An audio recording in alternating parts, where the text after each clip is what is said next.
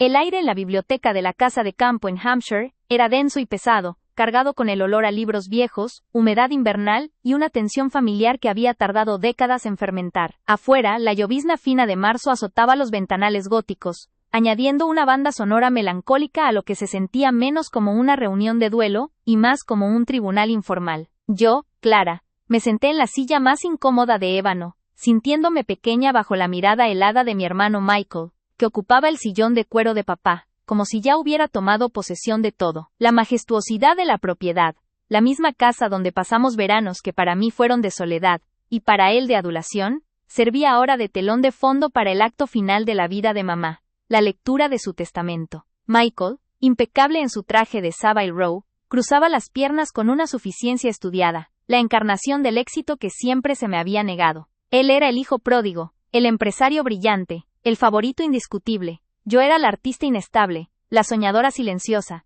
la oveja negra emocionalmente frágil. Durante años, viví bajo su sombra. El desprecio de Michael no era ruidoso ni vulgar, sino un goteo constante de condescendencia, sutilmente administrado frente a mamá, para asegurar su posición. Él siempre encontraba la forma de insinuar mi falta de seriedad, o mi tendencia a la inestabilidad emocional, cada vez que se discutían asuntos financieros o familiares. Era un dolor invisible, una herida que se infectaba en secreto, porque mamá siempre lo escuchaba, y aunque nunca lo admitía, la duda se sembraba. Yo me acostumbré a tragar la humillación, a sonreír débilmente y a retirarme, dejando que él monopolizara el prestigio y la confianza familiar. Hoy, sin embargo, el escenario era diferente. El dolor por la pérdida de mamá se mezclaba con una rabia fría que había estado cultivando durante meses. Un dolor que nadie presente, ni el notario señor Davies, ni los pocos parientes lejanos que esperaban en silencio, podía ver. Ellos solo veían a Clara, la hermana menor taciturna, a punto de recibir una limosna de la gran fortuna familiar que Michael, por derecho divino,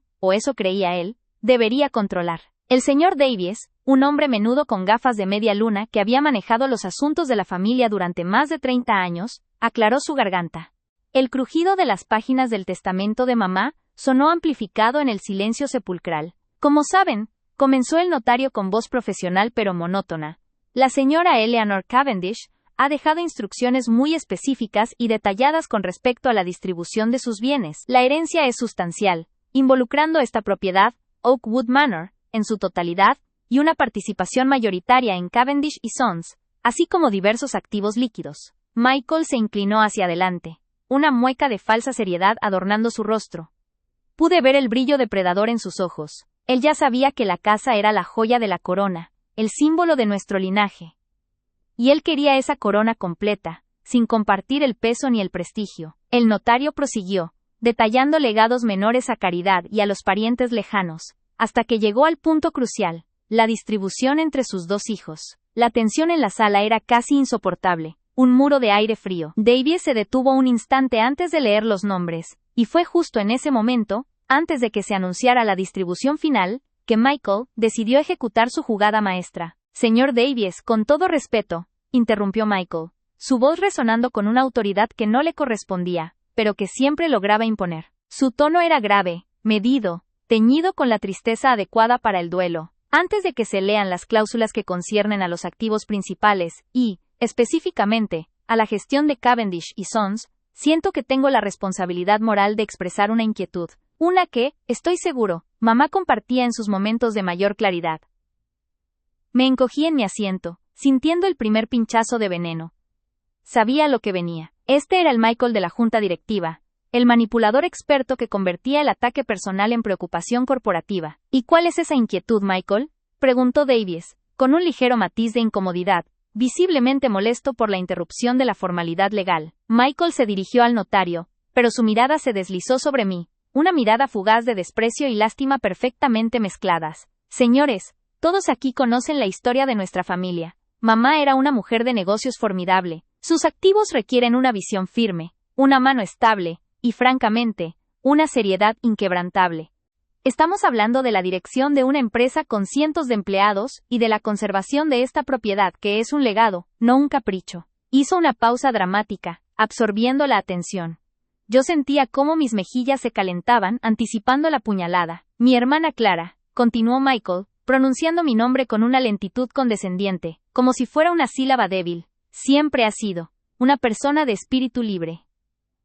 Demasiado sensible, quizás. Demasiado inestable, señor Davies, para manejar la carga financiera y la responsabilidad legal que implica la propiedad de Oakwood Manor y las acciones de la compañía. Todos sabemos que Clara ha tenido sus episodios. Su historial con la gestión financiera personal es, por decirlo suavemente, errático. Esa palabra, errático, era la forma pulcra de llamarme irresponsable, de descalificar mi vida entera, mis luchas creativas y mis decisiones personales, como una prueba de que era indigna de la herencia que mi propia madre me había dejado. El aire se me cortó en la garganta. Sentí los ojos de los parientes, que ya me miraban con esa mezcla de lástima y juicio que siempre había detestado. Michael, el pilar de la rectitud, el portador del buen juicio, estaba asegurando que yo era indigna de heredar. Argumento, no solo como su hermano mayor, sino como el único director ejecutivo capaz de la familia. Michael elevó un poco más la voz, asegurándose de que la humillación resonara, que la intención moral de mamá habría sido asegurar que estos bienes fueran controlados por alguien con la capacidad de mantenerlos y hacerlos crecer, no por alguien que, en su fragilidad, podría malgastarlos, o, peor aún, venderlos impulsivamente en un momento de crisis emocional. Esto no es solo por el dinero, señor Davies, esto es por la responsabilidad. Su rostro era una máscara de preocupación filial. Parecía que estaba salvando el imperio familiar de mi ineptitud. El notario, visiblemente incómodo, asintió levemente, sin atreverse a contradecir la postura moralista de Michael. El daño estaba hecho. La humillación pública era completa. Michael no solo había cuestionado mi capacidad legal, sino que había atacado mi carácter, mi estabilidad, mi valía como hija y como persona, frente a la pequeña audiencia familiar. La sangre me hervía a fuego lento, una furia contenida que amenazaba con estallar. Durante años, esta reacción impulsiva había sido justo lo que él esperaba de mí, la prueba de mi inestabilidad. Pero ya no. Yo ya no era la Clara de antes, la que se retiraba a llorar en silencio, mientras Michael se reclinaba triunfante, con una pequeña y casi imperceptible sonrisa de suficiencia dibujada en sus labios, pensando que su maniobra teatral había funcionado a la perfección, asegurando que el notario y el resto de la familia me vieran como una carga financiera y emocional. Yo respiré hondo. El dolor que había acumulado durante años, las innumerables veces que me había callado y dejado que sus palabras me hirieran, se transformó en una claridad helada. Mi mano se deslizó discretamente en el bolsillo interior de mi abrigo. Mis dedos rozaron el frío metal de mi teléfono móvil. Michael ignoraba que, a diferencia de él, yo sí guardaba secretos que importaban.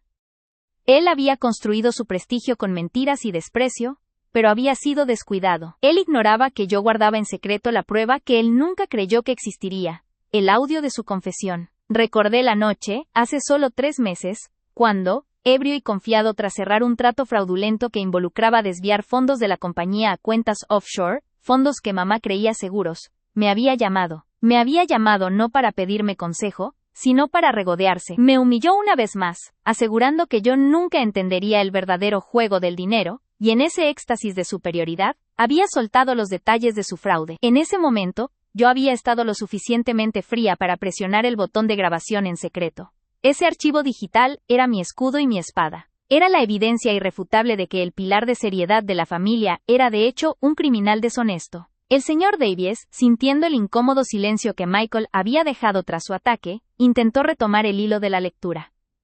Continuando, la señora Cavendish estipula que la propiedad, Oakwood Manor, y las acciones de Cavendish y Sons serán divididas. Michael sonrió, convencido de que la semilla de la duda estaba plantada, y que el notario se inclinaría hacia el hijo ejemplar. Él creía que su victoria estaba sellada. Los demás me miraban con esa condescendencia que me hacía sentir como una niña estúpida. Pero yo ya no escuchaba al notario. Mis ojos estaban fijos en Michael, y en mi mente se reproducía el plan que había estado puliendo. Llevaba meses planeando este momento, no solo para heredar lo que era mío por derecho, sino para recuperar mi dignidad y mi voz. La justicia que nunca me darían, la iba a tomar yo misma. Lentamente, con una calma que desmentía la tormenta que rugía dentro de mí, saqué mi móvil. El dispositivo parecía ridículamente pequeño en mis manos, pero contenía la fuerza de un terremoto. Conecté el teléfono a un pequeño altavoz Bluetooth, camuflado en mi bolso, un detalle que había preparado con precisión quirúrgica. Mi corazón latía con una mezcla feroz de miedo y exhilaración. Tenía que actuar antes de que Davies leyera la distribución formal, y Michael pudiera usar algún tecnicismo legal posterior para impugnarla basándose en mi supuesta inestabilidad. El momento decisivo era ahora, mientras la integridad de Michael estaba en su punto más alto, y la mía en el más bajo. Miré a Michael directamente. Él me devolvió la mirada con una ceja alzada, un gesto que significaba, ¿qué vas a hacer, llorar? Pero en mis ojos no había lágrimas, solo la frialdad de la venganza justa. Mi mano, firme, se movió para seleccionar el archivo de audio. El notario estaba a punto de pronunciar mi nombre, cuando un sonido seco y digital irrumpió en el silencio, capturando la atención de todos. Era el sonido de la notificación del móvil al conectarse al altavoz. Michael frunció el ceño, molesto por la interrupción. Clara, por favor, apaga ese aparato. Estamos en medio de un acto legal, sisió Michael, su voz ahora tensa por la irritación. Pero yo ignoré su orden. Con el dedo temblando ligeramente, pero la voluntad de acero, presión E, con acento agudo, play. La verdad, guardada en secreto durante meses, estaba a punto de inundar la estancia de Entre, Oakwood Manor. Michael aún no comprendía lo que estaba sucediendo. Su arrogancia le impedía ver el abismo que se abría a sus pies. La sala, ya tensa, se preparaba para recibir un choque que nadie esperaba.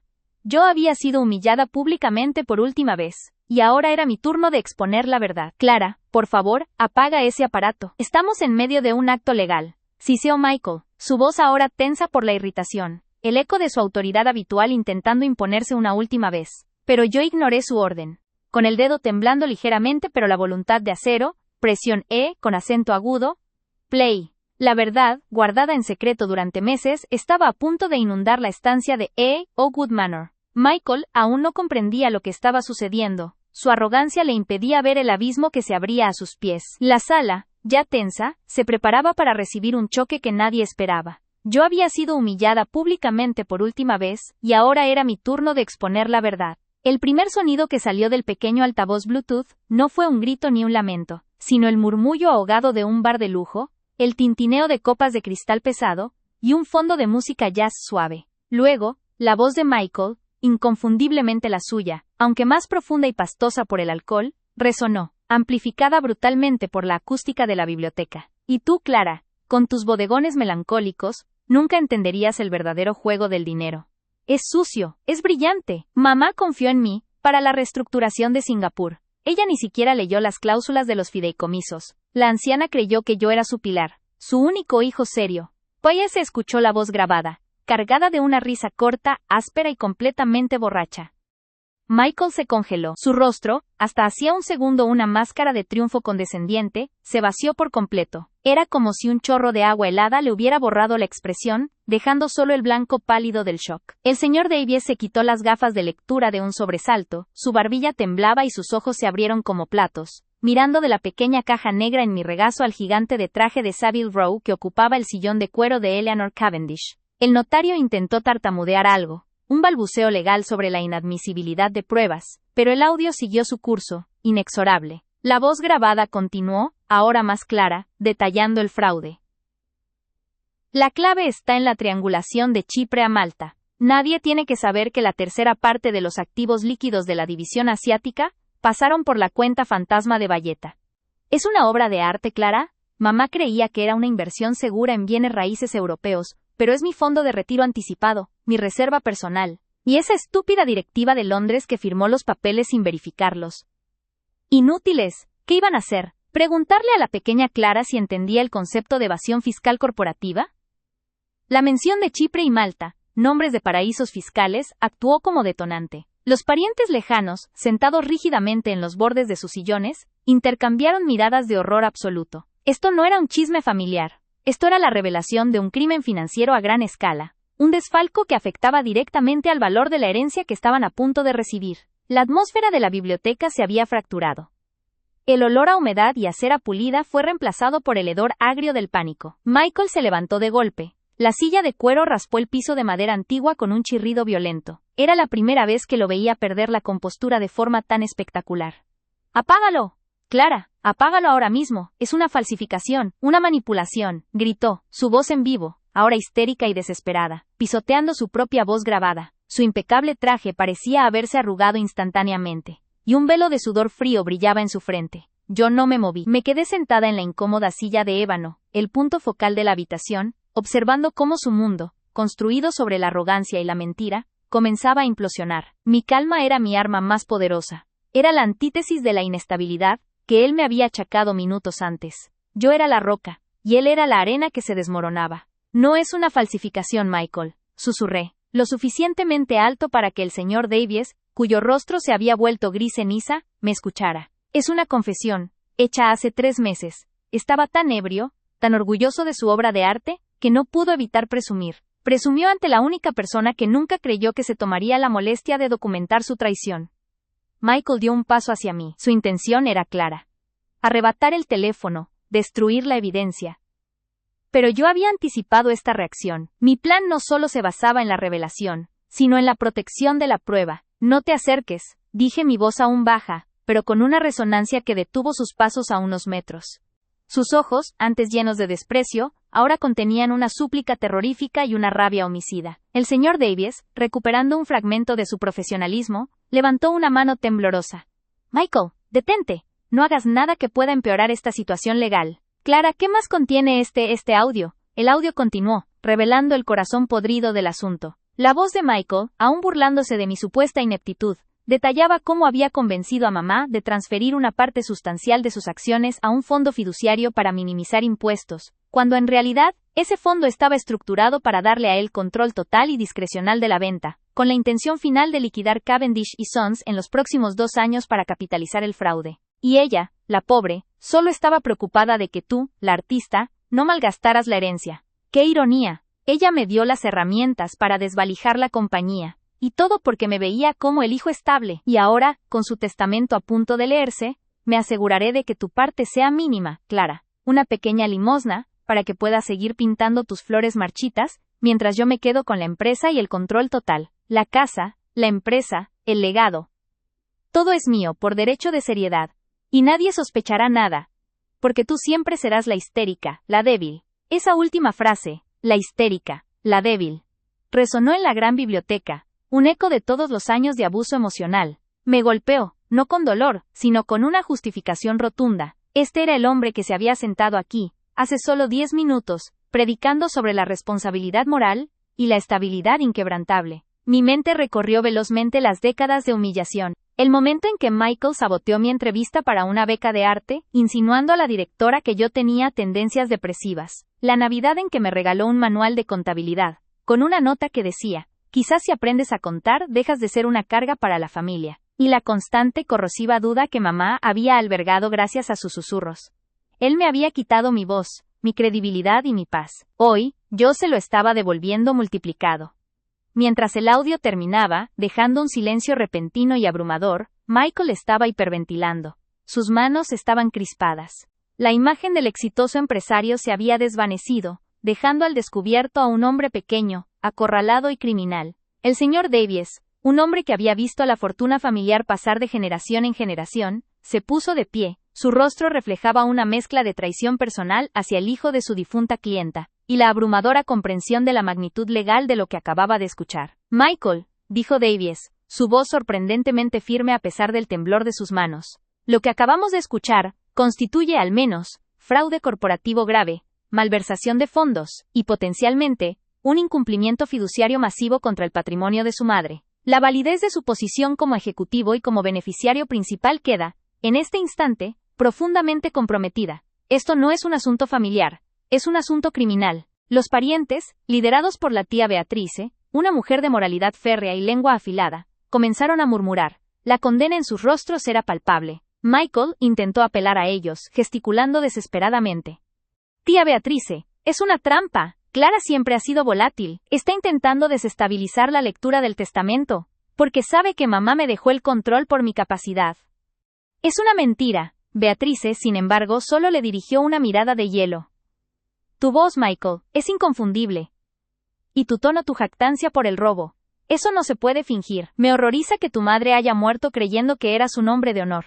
La humillación que Michael había intentado infligirme era ahora la suya, multiplicada ante toda la familia. La justicia era una sinfonía silenciosa tocada en mi corazón. Me levanté de mi silla de ébano, sintiendo por primera vez que el aire en la biblioteca ya no era opresivo, sino limpio. Guardé el altavoz. El teléfono seguía en mi mano, un simple rectángulo de metal y cristal que había reescrito la dinámica de poder familiar. Me dirigí al señor Davies, ignorando deliberadamente a Michael, que parecía haber encogido. Señor Davies, dije, mi voz resonando con la calma y la seriedad que él había dicho que yo no poseía. Esta grabación es solo una parte de la evidencia. He pasado los últimos 3 meses recopilando documentos y registros bancarios offshore que confirman cada detalle que acaba de escuchar. Los originales están asegurados en una caja de seguridad, y las copias cifradas están listas para ser entregadas a las autoridades financieras pertinentes, a menos que se tomen medidas inmediatas para proteger el patrimonio de mamá. Mi revelación de tener la documentación de respaldo golpeó a Michael con la fuerza de un martillo neumático. Su respiración se detuvo, y la realización de la meticulosidad de mi plan lo atravesó. Yo no era el artista inestable que atacaba impulsivamente. Yo era la estratega paciente que había esperado el momento exacto para desmantelarlo pieza por pieza. Mi madre, en su testamento, dejó claro que cualquier beneficiario que cometiera un delito grave contra la compañía o el patrimonio, sería desheredado por completo, y su porción sería redistribuida al beneficiario restante, es decir, a mí. ¿Estoy en lo cierto, señor Davies?, pregunté. Davies, con los ojos cerrados un instante mientras procesaba la cláusula de moralidad que él mismo había redactado años atrás, asintió solemnemente. Sí, Clara, hay una cláusula de moralidad muy estricta, la cláusula 14.b. Si se prueba este fraude, Michael pierde todos sus derechos. Michael, al escuchar la confirmación del notario, colapsó mentalmente. Se dejó caer de nuevo en el sillón de cuero, cubriéndose el rostro. Mi hermano Michael acababa de concluir su monólogo devastador, su voz engolada y llena de falsa compasión flotando en el aire viciado de la biblioteca. Había terminado de pintar mi retrato como la hija pródiga, la inestable, la que nunca supo gestionar su vida, mucho menos las finanzas de nuestra madre. Su discurso, una mezcla calculada de verdades a medias y calumnias crueles, buscaba justificar por qué yo, según él, no era digna de heredar la casa de campo, ni una parte significativa del patrimonio familiar. Me humilló públicamente frente al notario, y a los pocos parientes que se atrevieron a asistir a este velorio formal. El silencio que siguió fue el más pesado que jamás había experimentado. No era un silencio de respeto, sino de vergüenza ajena, y de la convicción tácita de todos de que Michael, el exitoso, tenía razón. Sentí las miradas de juicio sobre mí, cada una perforando mi armadura emocional, que ya estaba oxidada por años de desprecio silencioso. Michael se recostó en su silla de cuero, exhalando lentamente, con la satisfacción perversa de un depredador que acaba de asegurar su presa. Me miró con una sonrisa pequeña y arrogante, una mueca que decía, ganamos, pequeña Clara, siempre gano yo. Pero esa mañana, la vergüenza no fue la única emoción que me quemó. La ira, esa vieja compañera silenciada, rugió en mi pecho, demandando una liberación que había pospuesto por décadas. Recordé las noches de insomnio, el dolor invisible que me había consumido mientras Michael me culpaba por errores contables que él mismo había orquestado, convenciendo a mamá de que yo era la descuidada. Abrí la boca, y mi voz salió sorprendentemente firme, sin el temblor que él esperaba. ¿Inestable, Michael?, pregunté, inclinándome ligeramente hacia adelante, manteniendo mi mirada fija en la suya, haciendo añicos su aire de superioridad. ¿O es que mi estabilidad amenaza tu mentira? Michael frunció el ceño, el primer indicio de fisura en su fachada. No sé de qué hablas, Clara. Simplemente estoy asegurando el legado de mamá, algo que tú, con tu historial errático, harías peligrar. Hice caso omiso a su ataque. Mi mano se deslizó discretamente en mi bolsillo. Bajo la mesa, mis dedos encontraron el cable que había conectado cuidadosamente al pequeño pero potente altavoz Bluetooth, escondido detrás de una pila de libros antiguos. Era un aparato diminuto, de color oscuro, casi invisible contra la madera oscura de la biblioteca. Había planeado este momento desde que encontré la verdad, y no iba a permitir que se desperdiciara. La adrenalina me daba una claridad espantosa. Saqué mi teléfono móvil. Michael se puso tenso inmediatamente, reconociendo un cambio peligroso en mi lenguaje corporal. ¿Qué estás haciendo?, siseó. Su tono de voz, bajando de la condescendencia pública a la amenaza privada, ese tono que yo conocía tan bien. Estoy a punto de asegurarme de que todos aquí comprendan lo que realmente está en peligro, Michael, respondí. Mi voz ahora era de acero, proyectándose nítida a través de la gran sala. El notario, el señor Davies, un hombre de maneras tradicionales y un bigote pulcramente recortado, carraspeó incómodo, intentando recuperar el control. Señorita Clara, por favor, mantengamos el decoro. Estamos en medio de la lectura del testamento final de su madre. Y es precisamente el testamento de mi madre lo que estoy protegiendo, señor Davies, dije, sin despegar los ojos de Michael. Michael, al darse cuenta de que no se trataba de una simple rabieta, sino de una amenaza real, se levantó de golpe. Su silla de cuero raspó ruidosamente el suelo de madera, un sonido violento que rompió el silencio. Su rostro palideció, la sangre se drenó de sus mejillas, revelando un tono cerúleo que era el color de la culpa y el miedo expuestos. «Apaga esa basura, Clara», gritó, su voz perdiendo toda su compostura cultivada, transformándose en un gruñido. Comenzó a caminar hacia mí, con la intención de arrebatarme el móvil. Pero yo fui más rápida. Había anticipado su reacción. Con el pulgar, presioné, con acento agudo, el icono de reproducción. En ese instante, el altavoz cobró vida, inundando la biblioteca con la voz inconfundible y fría de Michael. El sonido era amplificado, claro, resonando contra los libros y las paredes de roble. La grabación no era para mí. Era un audio accidental que había capturado la conversación de Michael con su cómplice, un antiguo contador, semanas antes de que mamá cayera enferma. El contenido era explosivo. Te digo que la vieja nunca se daría cuenta. Las cifras ya están maquilladas. Ponlo a nombre de la Ian, Fundación Hampshire, y luego lo desviamos a los fideicomisos en las islas. Hemos estado moviendo esto por 3 años. Es perfecto. Y lo mejor de todo, nadie sospecha del hijo ejemplar. Se escuchó la voz de Michael, llena de una ambición desalmada. Me encogí ligeramente, sintiendo el golpe de la traición, incluso reviviéndola a través del audio. Él no solo había robado, había disfrutado de la burla. ¿Y qué pasa con Clara?, preguntó la voz del cómplice. Un sonido distante y profesional. Clara es la distracción perfecta, respondió Michael, y el sonido de su risa seca y cruel llenó la sala. Siempre la he mantenido en el límite, ¿sabes? Un poco inestable, emocional. Cada vez que mamá dudaba de una cifra, yo le recordaba sutilmente que Clara había tenido malentendidos contables en el pasado. La mantuve humillada y dudando de sí misma, para que mamá dudara de su juicio. Así, cuando el fraude salga a la luz, siempre la culparán a ella. Yo soy el salvador, el que arregla el desorden. La voz grabada se detuvo. El eco del cinismo y la vileza de Michael reverberaron en la madera, dejando una estela helada. El efecto de la grabación fue físico. Michael, que estaba a solo unos pasos de mí, intentando alcanzar el móvil, se detuvo en seco. Sus ojos, antes llenos de pánico y rabia, se abrieron de par en par en un horror mudo. Era como si hubiera recibido un golpe directo en el pecho. Su máscara de respetabilidad, que había cultivado meticulosamente durante toda su vida adulta, se hizo añicos en ese instante, cayendo al suelo como cristales rotos. La sala quedó en un silencio absoluto. No hubo murmullos, no hubo toses incómodas, solo la respiración agitada y superficial de las 4 personas presentes, y el tenue sonido de la llovizna afuera. Los parientes sentados en la esquina, que momentos antes me habían juzgado, ahora se veían petrificados, sus rostros reflejando la conmoción pura de una verdad que era demasiado fea para ser creída. El señor Davies, el notario, dejó caer su pluma estilográfica sobre la mesa de caoba. El sonido, un diminuto clic, se sintió tan estruendoso como un disparo en ese vacío auditivo. Lo observé. Sus ojos grises, generalmente inexpresivos y profesionales, estaban clavados en Michael. Rápidamente, con manos temblorosas, tomó otra pluma y comenzó a tomar notas frenéticamente en su libreta, registrando cada palabra que había salido del pequeño altavoz. El fraude no era ya una acusación. Era evidencia grabada. Michael, completamente expuesto, intentó un último y desesperado acto de negación.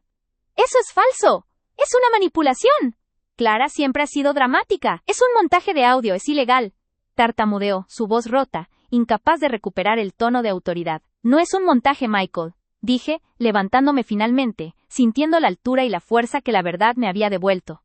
Es la verdad de tu fraude, grabada accidentalmente por tu propio teléfono cuando pensaste que nadie escuchaba. La verdad de cómo me humillaste en vida de mamá, no porque yo fuera inestable, sino porque tu éxito dependía de que ella dudara de mí, y de que yo me sintiera indigna de heredar.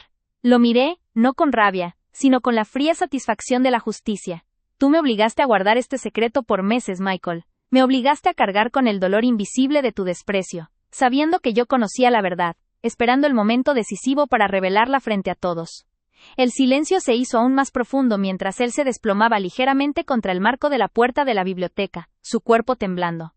El hijo ejemplar, el hombre de negocios carismático que todos admiraban, era un ladrón miserable y un manipulador. Todo su prestigio se desmoronó. En ese momento de quiebre, recordé el sobre sellado que mi madre me había dado la última vez que la visité en el hospital. Un mes antes de su muerte, ella había sido testigo de la humillación sutil y constante de Michael. Cuando me había entregado el sobre, sus ojos, llenos de una tristeza profunda, me habían dicho todo. Esperé a que Michael dejara de intentar farfullar excusas. Luego, volví a sentarme, abrí mi bolso y saqué el sobre de papel crema. Señor Davies, dije, tendiéndole el sobre. Mi madre me dio esto con instrucciones específicas. Dijo que si Michael intentaba alterar o manipular la lectura del testamento basándose en mi supuesta inestabilidad financiera, yo debía reproducir la grabación y entregarle esto. El notario tomó el sobre con una solemnidad renovada. Lo abrió y extrajo una nota manuscrita. La letra de mi madre, elegante y firme, cubría la hoja. Mientras leía, la expresión del señor Davies pasó de la conmoción a una comprensión de la magnitud total de la manipulación de Michael. La nota no era parte legal del testamento, pero era una declaración moral devastadora. Ella explicaba que había sospechado de Michael durante el último año, y que la única razón por la que había tolerado sus humillaciones hacia mí era para no alertarlo sobre sus crecientes sospechas sobre sus finanzas. La nota decía en parte: Clara, sé que te he fallado al no defenderte abiertamente de tu hermano, pero si estás leyendo esto, significa que has encontrado la prueba que necesitabas. Michael nunca fue el hombre honesto que fingió ser. Si él intenta desheredarte, usa esa verdad. El patrimonio debe dividirse por igual, tal como lo establece el testamento original. No permitas que el miedo te silencie nunca más. Recupera lo que es tuyo, hija mía. Recupera tu voz. El notario leyó en voz alta la parte más relevante de la nota, la validación de mi madre, que resonó en la sala como el juicio final. Michael intentó protestar de nuevo, pero un gesto severo del señor Davies lo detuvo. Su autoridad como notario, combinada con la prueba irrefutable, era absoluta. El señor Davies, recuperando su profesionalismo, se ajustó los lentes y continuó con la lectura del testamento. El testamento se leyó completo. La herencia se repartió exactamente como mi madre siempre había querido, en partes iguales. Mi parte, la que Michael había intentado robar y deshonrar, estaba legalmente asegurada. Pero la victoria no fue solo financiera. El verdadero triunfo fue la catarsis. Vi a Michael, el hermano mayor que me había aplastado durante toda mi vida, reducido a un hombre pequeño, acorralado y expuesto. La humillación que él había intentado imponerme se había revertido y multiplicado por 10 sobre él. Esa noche todo cambió. No solo recuperé mi parte y mi honor, sino que finalmente fui libre del dolor invisible que me había consumido durante años. Me levanté de mi silla ignorando la figura derrotada de mi hermano, y caminé hacia la puerta. Mi paso era firme, mi espalda recta. Por primera vez en la casa de campo de Hampshire, no me sentía pequeña. Sentí que era la única dueña de mi propia verdad. La sala quedó en silencio por última vez mientras salía. Michael me había humillado, pero yo revelé la verdad, y él quedó destruido. La justicia inmediata había llegado, y el olvido se había transformado en poder. Me levanté de mi silla, ignorando la figura derrotada de mi hermano, y caminé hacia la puerta. Mi paso era firme, mi espalda recta. Por primera vez en la casa de campo de Hampshire, no me sentía pequeña. Sentí que era la única dueña de mi propia verdad. La sala quedó en silencio por última vez mientras salía. Michael me había humillado, pero yo revelé la verdad, y él quedó destruido. La justicia inmediata había llegado, y el olvido se había transformado en poder. Mi ascenso de la silla fue lento, deliberado, casi ritualista. Sentí el crujido de la madera bajo el peso renovado de mi cuerpo, un sonido de liberación. Mis músculos, que habían estado tensos y preparados para el combate durante semanas, finalmente se relajaron, pero no con debilidad, sino con una calma acerada. Me permití una sola mirada final hacia Michael, no para regodearme, sino para grabar la imagen de su colapso total. Estaba apoyado contra el marco de la puerta de roble, una figura que se había encogido hasta parecer la mitad de su tamaño habitual. Su traje de Savile Row, impecable hacía apenas una hora, parecía ahora arrugado y ridículo sobre su cuerpo tembloroso. El color cerúleo de su rostro no había mejorado. Si acaso, se había intensificado, adquiriendo el tono de la cera fría. Sus ojos, antes tan llenos de juicio y ambición fría, estaban vacíos, mirando a un punto inexistente en el suelo de caoba. Parecía un títere al que de repente le hubieran cortado las cuerdas. El aroma de su perfume caro, que siempre había asociado con la opulencia y el poder, se mezclaba ahora con un hedor sutil pero inconfundible a sudor frío y derrota. La máscara no solo había caído, se había pulverizado. El notario, el señor Davies, seguía en su asiento, pero su postura ya no era la de un mediador neutral. Ahora era la de un testigo judicial. Su rostro duro y grave, sus ojos grises, llenos de un disgusto apenas contenido. Había guardado la nota de mi madre en una carpeta de cuero, como si fuera una pieza de evidencia invaluable, lo cual era. Los parientes, la tía Eleanor y el primo Robert, permanecían inmóviles en su esquina, como estatuas de sal. Sus rostros reflejaban una mezcla tóxica de vergüenza, por haber creído a Michael, y terror, por la magnitud del escándalo que acababan de presenciar. Nadie se atrevía a hablar, a respirar con fuerza, a mover un dedo. El silencio que inundaba la biblioteca no era de respeto o luto, era el silencio atronador que sigue a una explosión moral. Empecé a caminar. Mis pasos sobre la alfombra persa no hicieron ruido, pero sentí el peso de la alfombra densa y antigua bajo mis zapatos, un recordatorio físico de la pesada historia de esta casa, historia que Michael había intentado reescribir con su avaricia. Cada paso era una victoria, una liberación de una carga invisible que había llevado desde la infancia. Ya no más. Nunca más. Durante años, Michael me había convencido de que mi valor era condicional, atado a su aprobación, a su narrativa de mi supuesta inestabilidad. Él era el faro de la familia, y yo la sombra errante. Ahora, al caminar por la biblioteca, bajo la luz tenue que se filtraba a través de las altas ventanas de arco, vi los motas de polvo bailar en el aire, y me di cuenta de que esa luz, que siempre me había parecido fría y crítica, era simplemente luz. No juzgaba, el juicio lo había impuesto él, y yo lo había interiorizado. Al pasar junto a la gran chimenea de piedra, mi mente revivió las cenas familiares en las que Michael me había corregido públicamente, sutilmente, sonriendo a mamá mientras me hacía sentir estúpida por mis elecciones de carrera o mis problemas personales. El dolor invisible, ese dolor que había descrito en mi mente, no era solo el miedo a la herencia, era la erosión constante de mi autoestima, era la traición de saber que él, mi hermano de sangre, había planeado mi ruina emocional para asegurar su riqueza. Ahora, ese dolor era ceniza, y yo era el fuego que lo había consumido. Mi mirada se encontró con la del señor Davies por un instante. Él me ofreció un asentimiento breve, casi imperceptible, pero cargado de significado. No era simpatía, era reconocimiento profesional de la verdad. Había un proceso legal que seguiría, la investigación del fraude, la posible intervención policial. Pero para mí, el juicio final había terminado en esa sala. Michael había sido condenado por su propia voz, y yo había sido absuelta por la voz de mi madre. Llegué al umbral de la biblioteca, el mismo lugar donde Michael estaba desplomado. Tuve que pasar junto a él. No me detuve, pero al acercarme, pude escuchar su respiración irregular. Un sonido sibilante y desesperado. Clara, siseó, su voz apenas un susurro roto, cargado de una súplica patética. Había perdido la capacidad de gritar, de imponerse. No respondí. Mi silencio fue mi respuesta más devastadora. Su mano, que había sido tan poderosa y manipuladora, intentó alcanzar mi brazo. Sentí su calor y su desesperación a centímetros de mi piel, pero retrocedí instintivamente antes de que pudiera tocarme. Piensa en el escándalo, masculló, su última baza, la vergüenza social. Piensa en mamá. ¡No hagas esto! Finalmente, detuve mi paso, pero no giré mi cuerpo. Solo moví mi cabeza lo suficiente para que mi mirada encontrara la suya. Y por primera vez, él vio la frialdad absoluta en mis ojos. No había odio, que es una emoción que requiere conexión. Había indiferencia. Tú pensaste en el escándalo cuando moviste el dinero, le recordé, mi voz baja y controlada, suficiente para que solo él la escuchara. Tú pensaste en mamá cuando la convenciste de que su hija era una inestable. Esto no es un escándalo, Michael. Esto es consecuencia. Y luego, lo dije, la frase que había ensayado en mi cabeza durante las noches de insomnio, la oración que sellaba su destino y mi libertad. He terminado de cargar con tu mentira. Me di la vuelta completamente y continué mi camino. La sensación de girar mi espalda hacia él fue embriagadora. Era un acto de poder puro. Rechazar su existencia. Anular su autoridad sobre mí. Pasé la gran puerta doble de la biblioteca. El pomo de latón se sintió frío y macizo bajo mi mano. Afuera, en el pasillo principal, el aire era ligeramente más fresco, y el sonido de la llovizna se hizo más perceptible.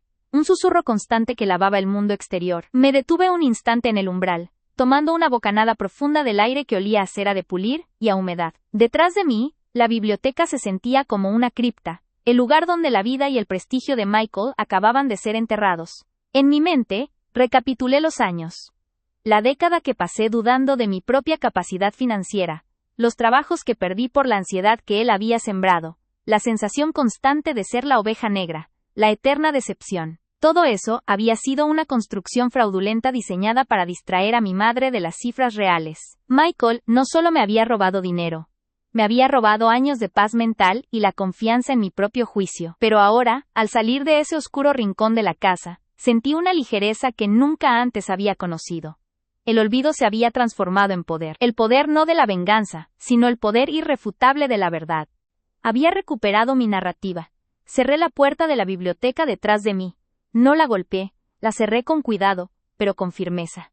El clic seco del pestillo fue un sonido final, definitivo, resonando en el silencio del pasillo de mármol. Era el sonido de una celda cerrándose, la celda de Michael, y la celda de mi propia victimización. Mientras caminaba por el pasillo central, los retratos de generaciones de la familia Hampshire me observaban con ojos serios. Padres, abuelos, tíos, todos personajes de la historia familiar que ahora cargaba con la mancha de Michael.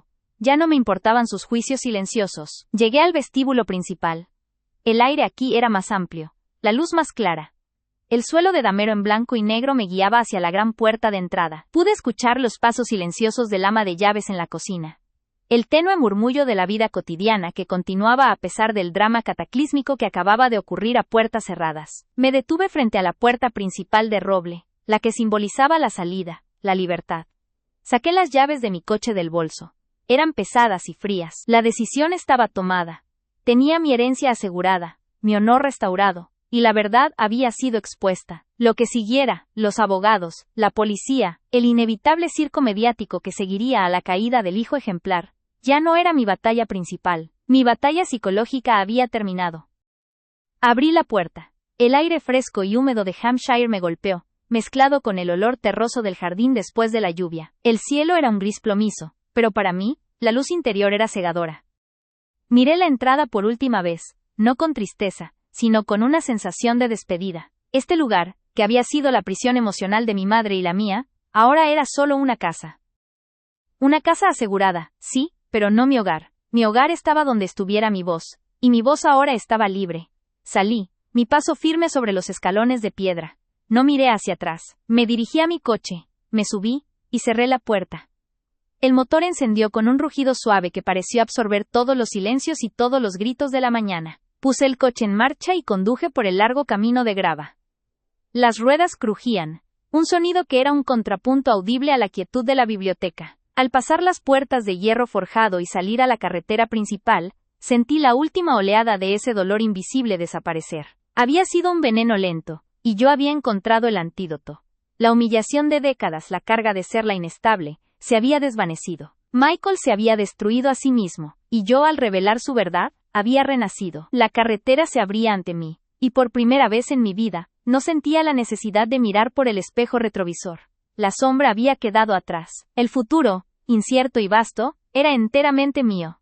El cable del pequeño altavoz Bluetooth, aún conectado a mi teléfono, yacía sobre el asiento del copiloto. Era un recordatorio físico de que la verdad, por pequeña que fuera la fuente de donde emanara, siempre tenía el poder de amplificarse y de derrumbar el engaño más grande. Mi viaje no había sido fácil, pero al final, había probado que la estabilidad no se medía en cuentas bancarias o en la aprobación de otros, sino en la inquebrantable poses